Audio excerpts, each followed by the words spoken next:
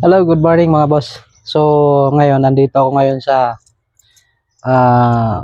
bago natin bahay na matagal na natin na pinapangarap at bago nga natin to nakamit, marami din naman tayong pinagdaanan, no?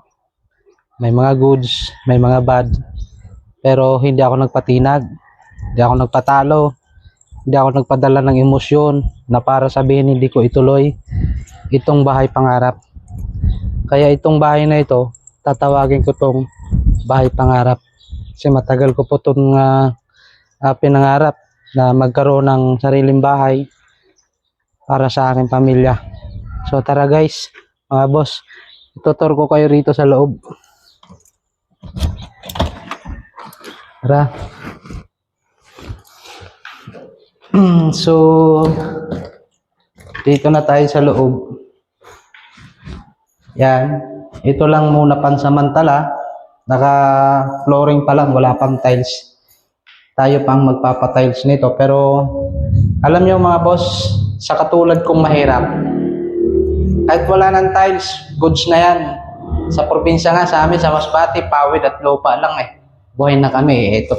Kaya maraming sa lahat ng mga tumulong sa akin, lalong-lalo na dito kay Sir Ryan, ang manager nitong developer. At maraming salamat din sa Yusob dahil isa rin kayo sa mga malaking naitulong para makamit at makuha ko itong aking bahay pangarap. At siyempre salamat din sa inaano ko, shoutout sa iyo kay Leonie Evangelista na siyang nagrekomenda na para kumuha kami ng bahay na ito. Shoutout sa iyo, inaanak kong maganda. At syempre salamat din sa aking asawa dahil isa din siya sa mga malaking naitulong dito para makuha namin itong aming bahay pangarap. Ding ito na yung ating pinapangarap na bahay. Marami man tayong pinagdaanan para makuha natin itong bahay na ito. Ang importante, hindi tayo nagpatalo sa mga emosyon natin, sa mga negatibong mga desisyon na muntik na tayo na uwi sa hindi pagtuloy ditong bahay na ito. Kaya salamat at syempre maraming salamat din kay God dahil hindi niya kami pinabayaan.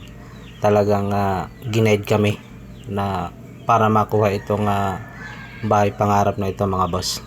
Ngayon, nakita tayo sa taas. Titignan natin yung taas nito. Yon.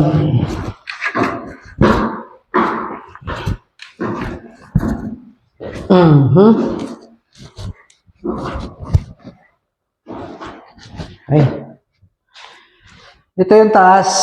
So, flooring din, hindi pa naka-tiles, pero goods na rin kahit paano.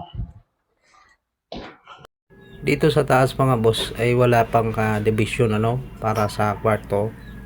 Ako na ang magpapagawa nito.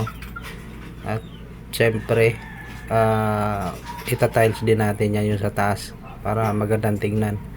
At yung bintana natin napakaganda, malinis, pulidong pagkagawa. So napakaganda ng bahay nito mga boss. Swerte natin at nakakuha tayo ng ganitong klaseng bahay mga boss. Napakaganda. Wala pang kisame yan mga boss kung makikita nyo dyan.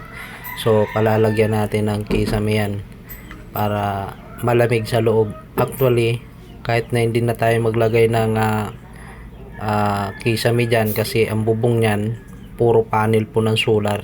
Dalawang kwarto ang malalagay natin dito sa taas mga boss. At ito nga ini-estimate ko na at pinag-iisipan kung saan tayo maglalagay ng pinto.